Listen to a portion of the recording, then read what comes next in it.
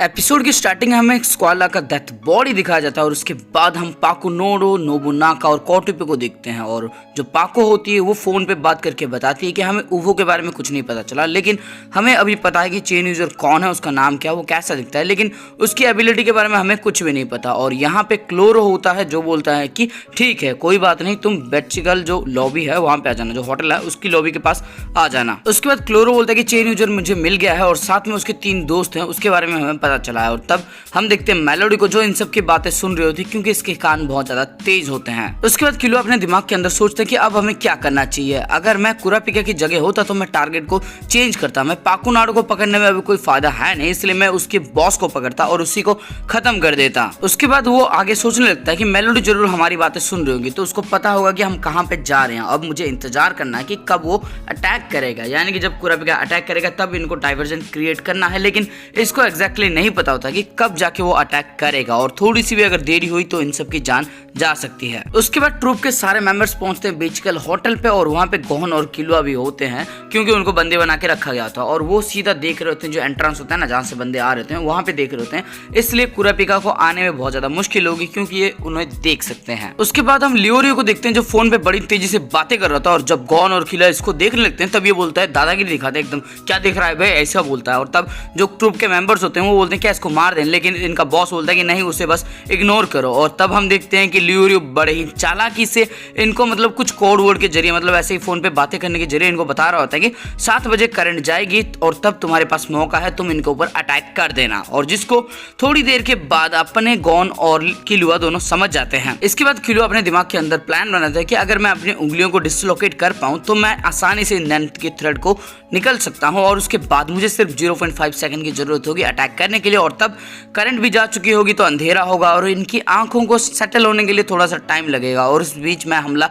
कर दूंगा और आसानी से यहाँ से निकल के चला जाऊंगा। और तभी आखिरी गाना बजने लगता है और आखिरी गाना जब बजता है तो इन्हें पता चल जाता है कि अब सिर्फ 3 मिनट बचे हैं। इसके बाद कमीना नोबुनागा भी यहाँ पे पहुंच जाता है और बोलता है कि तुम फिर से पकड़े गए, लगता है तुम अपनी गलतियों से कुछ भी सीखते नहीं हो। और तब ये बोलता है कि शायद तुम्हें हमारा ट्रूप ज्वाइन कर लेना चाहिए, लेकिन ये बोलते हैं कि तुम्हारा ट्रूप हम ज्वाइन नहीं करने वाले, हम सिर्फ तुम्हारे पीछे इसलिए आए थे क्योंकि तुम्हारे ऊपर रिवॉर्ड था जो कि कैंसिल हो चुका है, जिसके बारे में हमें पता नहीं था। और उसके बाद ये बोलता है कि चलो हम दोस्त बन जाते हैं। और तब पता लगता है कि अब सिर्फ 2 मिनट बाकी हैं और किलुआ बड़े ही चालाकी के साथ इससे मुंह फेर लेता है और बोलता है तुम्हारी शक्ल बहुत गंदी है, मैं इसको देखना भी नहीं चाहता। और ये मुंह फेरने के बाद अपनी आंखें भी बंद कर लेता है ताकि ये सेटल हो सके अंधेरे के लिए। और गोन को पता नहीं समझ में आता है या फिर वो कॉपी कर रहा होता है, लेकिन वो भी बिल्कुल वैसा ही करता है। इसके बाद नोबुनागा बोलता है कि ये 2 बच्चे मुझे उवो की याद दिलाते हैं, लेकिन पाको बोलते हैं कि क्योंकि ये दोनों बच्चे हैं इनको तो डर का मतलब भी नहीं पता होगा। इसके बाद क्लोरो पूछता है कि वो चेन यूजर कैसा दिखता है, उसको एक्सप्लेन करो, लेकिन उससे पहले इन बच्चों को फिर से जरा चेक करना पाको। और पाको बोलती है कि ठीक है कर लेंगे, लेकिन इनसे सवाल क्या करूं। और तब ये बोलता है कि इनसे पूछो कि ये दोनों आखिरकार क्या छुपा रहे हैं। और ये सुनने के बाद किलुआ को समझ में आ जाता है कि ये जो क्लोरो है बड़ा ही खतरनाक बंदा है, ये एकदम पॉइंट टू पॉइंट बातें करता है। अगर वो ऐसा करती है तो सब कुछ इनको पता चल जाएगा, जो कुछ भी ये छुपाने की कोशिश कर रहे होंगे उनसे। और तभी 1 मिनट बचे होते हैं और किलुआ सोचता है कि किसी तरह से अगर मैं 1 मिनट तक मैनेज कर पाऊंगा तो फिर काम बन जाएगा। और उसके बाद ये बोलता है कि ये किसी काम का नहीं है तुम्हारा ट्रिक, मुझे पता है कि तुम छूने के बाद ऐसा कर सकती हो, लेकिन हम अगर कुछ छुपा ही नहीं रहोगे तो क्या तुम घंटा जान लोगी। उसके बाद पाको इसके मुंह को पकड़ के इसको ऊपर उठा देती है और तभी गॉन भी बोलता है कि वो सही बोल रहा था, तुम अगर कोशिश भी करोगे तो हम जो चीज तुम हमसे जानना चाहोगे हम उसके बारे में सोचेंगे ही नहीं, तो तुम्हें क्या पता लग जाएगा हमसे। और तब ये गॉन को भी ऊपर उठा देती है और बोलती है कि लगता है तुम कंफ्यूज हो, तुम्हारे मेरी पावर के बारे में कुछ पता नहीं है, मैं सिर्फ ऊपर ऊपर की इमेज को नहीं पढ़ती, पूरा डीप जो तुम्हारे अंदर चल रहा था उस सबको पढ़ लेती हूँ। और उसके बाद हम लियोरियो को देखते हैं जिसकी फट चुकी होती है और ये इन दोनों को उठा देती है, लेकिन तभी होता ये है कि टाइम हो चुका होता है, 1 मिनट हो जाता है और एंड वक्त पे ये क्वेश्चन भी पूछ लेती है तुम क्या छुपा रहे हो। और जब इसको पता चलता है तब तक बिजली जा चुकी होती है और इन दोनों ने हमला कर दिया होता है ट्रूप के ऊपर। जैसे ही लाइट जाती है किलुआ देख सकता था, लेकिन इनमें से कोई और नहीं देख सकता था। किलुआ अपने नैन के थ्रेड को थोड़ा सा ढीला करता है अपनी उंगलियां तोड़ के और उसके बाद वो एक जोरदार मतलब मुक्का मारता है, मुक्का तो नहीं मारता, हाथ मोड़ देता है पाको का, जिसकी वजह से उसका हाथ टूट जाता है। और तभी गॉन भी एक जोरदार लात मारता है इसकी थोबड़ी के ऊपर, जिसकी वजह से इसका एक दांत भी टूट जाता है। और उसके बाद मौका मिल जाता है किलुआ को माची को मारने का और वो अपना हाथ इसके सीने के अंदर गाड़ देता है, लेकिन होता कुछ नहीं है, उल्टा माची इसको अपने मसल्स के जरिए पकड़ लेती है और इसको जोरों से हक करके पकड़ लेती है। और क्योंकि अभी तक गॉन ने मतलब इसका जो थ्रेड होता है उसको तोड़ा नहीं होता, इसलिए वो भी फंसा हुआ होता है। और उसके बाद नोबुनागा अपना इन का यूज करता है और उसके बाद वो भी बड़े ही आसानी से गॉन को पकड़ लेता है, यानी कि दोनों के दोनों पकड़े गए, कुछ घंटा हुआ नहीं इनसे। फिर नोबुनागा गॉन का दोनों पैर पकड़ता है, इसको उल्टा लटका देता है, लेकिन तभी एक चाकू आके नोबुनागा को लगने वाला होता है, लेकिन लगता नहीं। और तब इनको पता लगता है कि इनका जो बॉस था ना वो अभी गायब हो चुका है, यानी कि उसको कुरापिका ने किडनैप कर लिया है। और साथ में पता लगता है कि जो लियोरियो था उन्हीं के लिए काम कर रहा होता है। इसके बाद पाको शिजुको को बोलती है कि जरा किलुआ को पकड़े क्योंकि इसका एक दांत और हाथ टूट चुके हैं। और उसके बाद नोबुनागा उस चिट्ठी को मतलब लाइटर की मदद से पढ़ता है और वो पता लगाता है कि ये चिट्ठी पाको के लिए। उसके बाद ये पाको को वो चिट्ठी दे देता है और चिट्ठी देने के बाद पाको पढ़ती है कि उसमें लिखा होता है कि अगर तुमने इन दोनों बच्चे के अंदर जो मेमोरीज देखी उसको अगर किसी के साथ डिस्कस किया तो तुम्हारा बॉस गया काम से। उसके बाद पाको को पता लगता है कि जो रिसेप्शनिस्ट थी वही कुरापिका थी, और कुरापिका था एक्चुअली, वो तो लड़का है ना। और बॉस को पकड़ना इतना आसान नहीं होता, लेकिन जब बिजली गई तब बॉस को मतलब थोड़ी देर के लिए दिखाई नहीं दिया और उस वजह से बॉस भी पकड़ा गया बड़े ही आसानी से। उसके बाद पाको को समझ में आ जाता है कि ये सब प्री प्लान था और लियोरियो ने कुछ कोड वोड बोला था जैसे कि 7 o'clock ब्लैकआउट, और उसी के जरिए ये प्लान को एग्जीक्यूट किया गया है, लेकिन इसको कुछ समझ में नहीं आया। और ये आखिरी सवाल इसके दिल में रह जाता है कि आखिरकार जब इनको पता था चेन यूजर के बारे में, तब पहली बार जब मैंने चेक किया तो फिर मुझे कुछ कैसे नहीं पता चला, कैसे ये बच गए मेरी पावर से। उसके बाद पाको सोचने लगती कि जरूर इनको भी नहीं पता होगा कि यही चेन यूजर हुआ करता था, शायद इसने अपनी सीक्रेट आइडेंटिटी छुपा के रखी होगी। और साथ में ये सोचती है कि अगर वो मैसेज देने के लिए अपना कुछ समय यहाँ पे बर्बाद कर सकता है तो जरूर उसमें सच ही लिखा होगा, और वो अपने एलाइस यानी कि अपने फ्रेंड को भी खोने के लिए तैयार है, बॉस को मारने के लिए। इसलिए मुझे कुछ भी नहीं बताना होगा, अगर मैं कुछ बताती हूँ तो बॉस की जान सीधा चली जाएगी। इसके बाद पाको सोचने लगती है कि इसका मतलब हमें इन बच्चों को बचा के रखना होगा ताकि हम किसी तरह से रेस्क्यू कर पाए बॉस को, लेकिन अगर इन बच्चों को कुछ होता है तो फिर हम कभी भी बॉस को रेस्क्यू नहीं कर सकते। और तभी नोबुनागा बोलता है कि पाको एक भी शब्द मत बोलना, क्योंकि नोबुनागा ने उस चिट्ठी को पढ़ी होती है और नोबुनागा अपने बॉस को बचाना चाहता है। इसके बाद शिजुको बोलती है कि अगर उसने मैसेज छोड़ा है तो हमसे कांटेक्ट जरूर करेगा, इसका मतलब इन बच्चों को हमें संभाल के रखना होगा। और ये उन दोनों को लेने की बात करते हैं। और तभी पाको मतलब सोचने लगती है, जब मतलब इनका ग्रुप बना था तब की बातें सोचने लगती है, जहां पे क्लोरो को देखते हैं। क्लोरो बोलता है कि मैं यहाँ का हेड हूँ और तुम सब स्पाइडर के लेग्स हो, लेकिन मुझे रिप्लेस किया जा सकता है। जब भी टाइम आएगा तो तुम में से कोई एक मुझे रिप्लेस कर सकता है, लेकिन मेरे जो ऑर्डर्स हैं वो प्रायोरिटी हैं, लेकिन मेरी जान तुम्हारी टॉप प्रायोरिटी नहीं होनी चाहिए। और क्लोरो बोलता है कि हमारा गोल स्पाइडर को जिंदा रखना है। उसके बाद पाको सोचने लगती है कि मुझे क्या करना चाहिए। कुरापिका के बारे में सब कुछ बता के उसको डिफीट करना चाहिए, लेकिन उससे बॉस की जान चली जाएगी और बॉस की हमें जरूरत है। और ये सोचने लगती है जरूर उवो के साथ भी कुछ ऐसा ही हुआ होगा, उवो के साथ भी ऐसी सिचुएशन हुई होगी और उवो ने अपनी जान से बढ़ के स्पाइडर को चुना होगा, और शायद मुझे भी यही करना चाहिए। और तभी इसको मतलब अपना फॉर्चून भी याद आता है, जहां पे लिखा होता है कि तुम्हें 2 चॉइसेस मिलेंगे, अगर तुम झूठ बोलोगी तो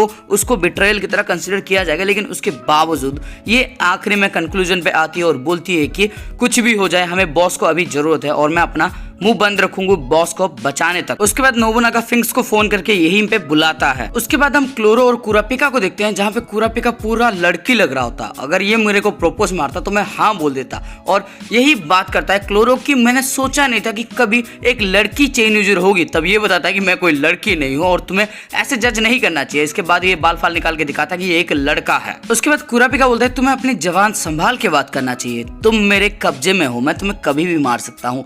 लेकिन क्लोरो बोलता है कि तुम मुझे नहीं मारोगे, मुझे पता है तुम्हारे दोस्त हमारे कब्जे में है और तुम उन्हें खोना नहीं चाहोगे। और तब कुरापिका बोलता है कि तुम्हारी इन धमकियों से मैं डरने नहीं वाला और इग्नोर भी नहीं करूंगा। और वो बहुत गुस्से में होता है, इसलिए लियोरो उसको शांत कराने की कोशिश करता है। लेकिन क्लोरो बोलता है कि हमारी जो फॉर्च्यून है उसके अंदर ऐसा कुछ लिखा नहीं था, यानी कि इसका कोई वैल्यू है ही नहीं। और कुरापिका को बहुत ज्यादा गुस्सा आता है और तब लियोरो समझाने के लिए कुरापिका को बोलता है कि अगर तुमने इसको मारा तो मैं तुम्हारे पिछवाड़े पे लात मार दूंगा। लेकिन ये जो क्लोरो होता है ये बहुत ही ज्यादा बदमाश होता है, ये बोलता है कि तुम कुछ उखाड़ ही नहीं पाओगे मेरा। ये सिचुएशन ऐसा है जैसे कि शाम के समय हम चाय पीते हैं ना, बिल्कुल वैसा ही है। और ये सुनने के बाद कुरापिका इसको एक पंच जड़ देता है और उसके बाद लियोरो बोलता है कि बहुत हो गया तुम्हारा, ऐसा मत करो, हम दोनों बराबरी पे हैं। लेकिन जब क्लोरो सुनता है ये सब, वो बोलता है कि पागल हो गए हो क्या, मैं भले ही फैंटम ट्रूप का लीडर हूं लेकिन एक हॉस्टेज के तौर पे मेरा कोई वैल्यू है ही नहीं। इसके बाद मेलोडी बताती है कि ये बिल्कुल सच बोल रहा है, इसकी हार्ट बीट में जरा सा भी चेंज नहीं आ रहा है।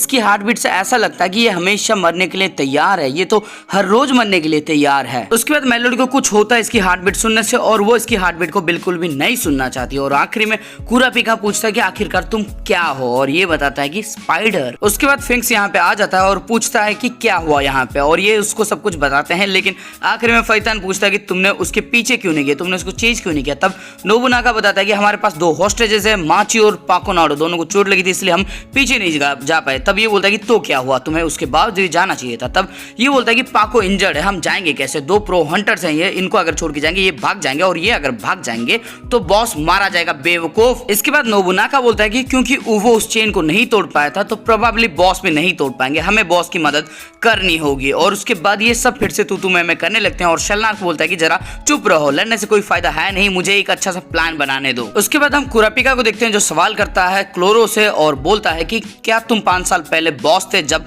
तुमने कोटा क्लांस को मारा था। लेकिन ये बोलता है कि उवो जिन का आखिरी वर्ड क्या था, लेकिन ये बोलता है कि मुझे पता नहीं और ये बोलता है कि तुम झूठ बोल रहे हो और बताता है कि उसका आखिरी वर्ड जरूर ये होगा कि मैं नहीं बताऊंगा। और उसके बाद इसको बहुत ज्यादा गुस्सा आता है, ये उसको मारने वाला होता है लेकिन उसको लियोरियो समझाता है कि ऐसा मत करो, वो जानबूझ के तुमको भड़का रहा है। और उसके बाद हम देखते हैं कुरापिका शांत हो जाता है, जिससे अभी क्लोरो को ये पता है कि ये इमोशनली ज्यादा स्टेबल नहीं है, ये इमोशनली उतना ज्यादा स्टेबल नहीं है जितना दिखता है। उसके बाद फिंक्स के पास कुरापिका का कॉल आता है जो बताता है कि इसकी कुछ डिमांड्स हैं और सारी डिमांड्स को ये फुलफिल करने के लिए मजबूर है और साथ में बताता है कि गॉन और किलुआ को बिल्कुल भी छूना मत, उनको बिल्कुल भी चोट नहीं आनी चाहिए और बोलता है कि पाकोनाडो को फोन दो। लेकिन फिंक्स थोड़ी सी चुगलखोरी करता है और बोलता है कि गॉन और किलुआ की कुछ हाथ पैर हमने तोड़ दिया है और तब कुरापिका फोन काट देता है और बोलता है कि फिर अपनी दत्त बॉडी लेने के लिए आ जाना बॉस की। उसके बाद फिंक्स सॉरी बोलता है कि उसने कुछ नहीं किया, उसने झूठ बोला था और ये बोलता है कि ये तुम्हारा आखिरी मौका है। उसके बाद पाको को फोन दिया जाता है और बैकग्राउंड में हम देखते हैं फिंक्स मार खा रहा होता है माची से। इसके बाद कुरापिका बोलता है कि तुम अकेले ही मेरी बातें सुन सकती है, तो बाकी जो कोई भी है तुम उनसे दूर चले जाओ। और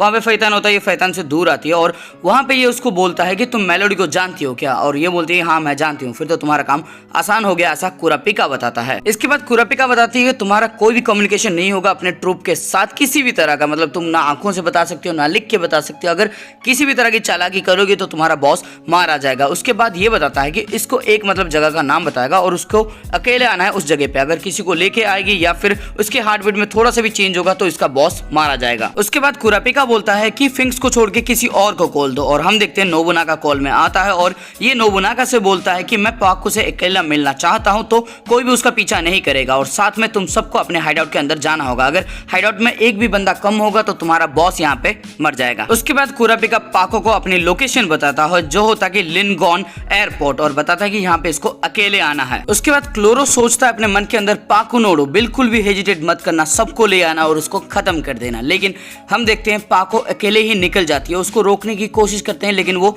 सुनती नहीं है, अकेले निकल जाती है। उल्टा नोबुनागा उनसे बोलता है कि उसको मत रोको, उसको जाने दो। उसके बाद नोबुनागा बोलता है कि हमें हाइडआउट के अंदर जाना होगा क्योंकि ऐसा चेन यूजर का ऑर्डर है, अगर हम नहीं मानेंगे तो वो बॉस को मार देगा। लेकिन जो अपना फिंक्स होता है वो बोलता है कि नहीं हमें इसके पीछे जाना चाहिए, हम अकेला कैसे छोड़ सकते हैं उसको, अगर ऐसा हम करेंगे तो जो फॉर्चून था वो जरूर सच हो जाएगा। इसके बाद सुजुको जो होती है वो बोलती है कि मैं नोबुनागा के साथ हूँ क्योंकि मुझे लगता है कि अभी चेन यूजर की बात मान लेनी चाहिए, जैसे हम रेस्क्यू कर लेंगे बॉस को उसके बाद हम बॉस का ऑर्डर मान लेंगे और मैं नहीं चाहती कि हमारा बॉस मर जाए और साथ में जो पाकू है वो भी ऐसा नहीं चाहते, इसलिए उसने हमें एक शब्द भी नहीं कहा और सीधा चली गई। इसके बाद फिंक्स और नोबुनागा के अंदर थोड़ी सी गर्मी बढ़ जाती है और ये दोनों फाइट के लिए तैयार होते हैं, लेकिन अचानक से सुजुको आती है, वो सीधा मतलब नोबुनागा को बेहोश कर देती है और फिंक्स पूछता है तुम तो इसके साथ थी ना, तब ये बोलती है कि मैं अभी भी इसी के साथ हूँ लेकिन मैं नहीं चाहती कि हमारे ट्रूप के अंदर जो मेंबर्स हैं वो आपस में फाइट करें क्योंकि ये हमारा रूल है कि हम आपस में फाइट नहीं कर सकते। उसके बाद शलनार के पास आता है फोन कुरापिका का और उसको पिकअप करता है फिंक्स और फिंक्स को